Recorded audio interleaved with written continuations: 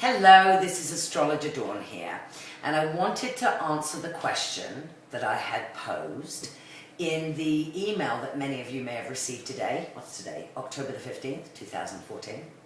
And that is if you are subscribed. If you're not subscribed, go to the Astrologer Dawn website and subscribe, and you'll get videos, emails, updates, all kinds of good stuff. Anyway, I wanted to give you some of my beliefs around what stops us listening to our intuition. And I might ruffle some of your feathers.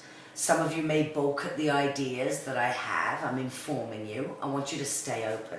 And you're watching this video for a reason, so sleep on the information and then ask yourself if anything that you've heard resonates with either the life that you had growing up or the life of your children. So, we come into this world, we arrive here knowing exactly who we are, why we're here, what we're supposed to do. We understand our gifts and our talents.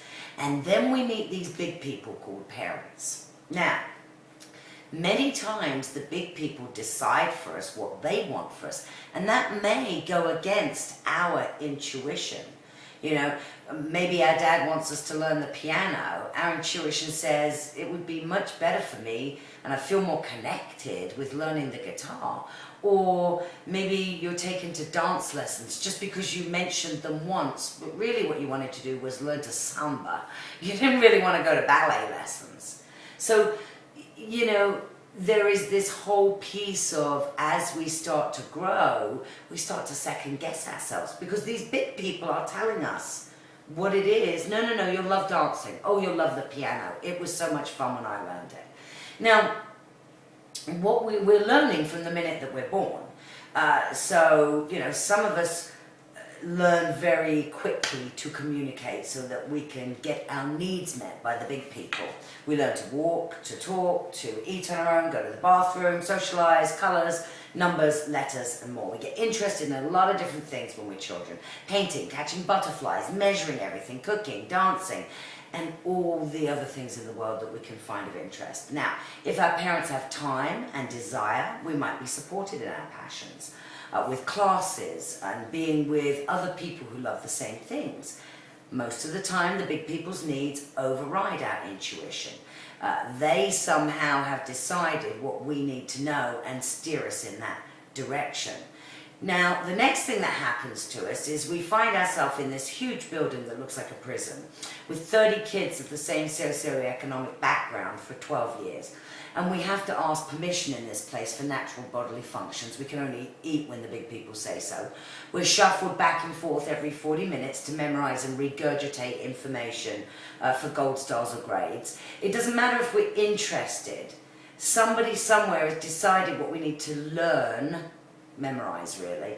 However, we spend a lot of our time daydreaming what we would really like to do with our time if we have the choice, and finding a way to get through what we're experiencing. Many times I would think about how I would love to be in the singing class when I was in biology, or I'd love to be back in the drama class, or the history class. I loved history and English. And I had to go to a physics class. Biology, I was never going to cut up anything that was a living creature. I was just never going to do that. So my intuition back then told me I needed to do something with communications. I was pushed towards doing scientific things, of which I have no interest. That's my brother's area. Anyway, as the years go on, we learn to play the game. We learn to do whatever it is we need to do to get through our time there. Some people enjoy it. Some people follow along with the program. But what we may notice is we have very little time. The older we get within that system, we have very little time to spend on our gifts and talents. In fact, we're even more confused as to what we enjoy and what we love. And to be honest, there's so much busy work and homework at school that there really isn't any time to focus on what you intuitively love spending your time doing, you know.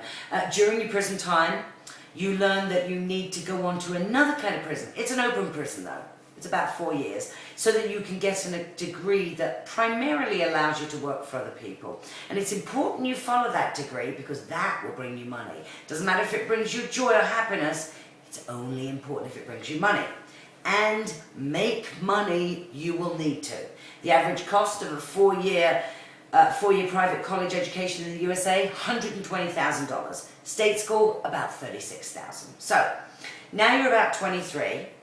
You have at least $40,000 worth of debt with a degree in something you don't love, and now you have to get a job to start paying off the debt you've accumulated.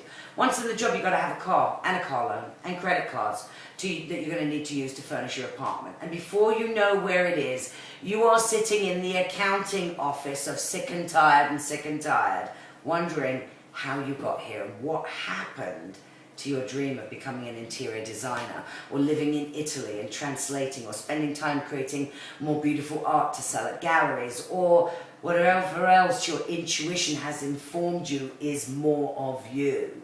So then you spend the next few years working, and you reach 27, you start to approach your first Saturn return, which is actually when you move into adulthood, and you start to question the choices you've made. You start to realize that you've been living someone else's life, someone else's goals and dreams, and suddenly realize that you don't even know what you enjoy anymore, because it's been so many years since you've done just the next thing. What you've done is gone along.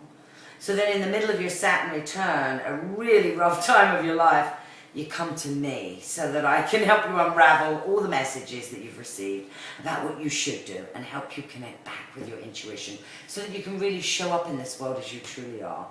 After working with thousands of people over the last 20 years, whether that is doing metaphysical or coaching work, 3 things that I've noticed, which are true for everybody. We all want to be loved, we want to feel important, and we want to be accepted. But how on earth can we do that if we don't even know who we are at our core? You know, how do we get back to where we were when we arrived on this journey? And that's a journey unto itself, and that is another video. Namaste.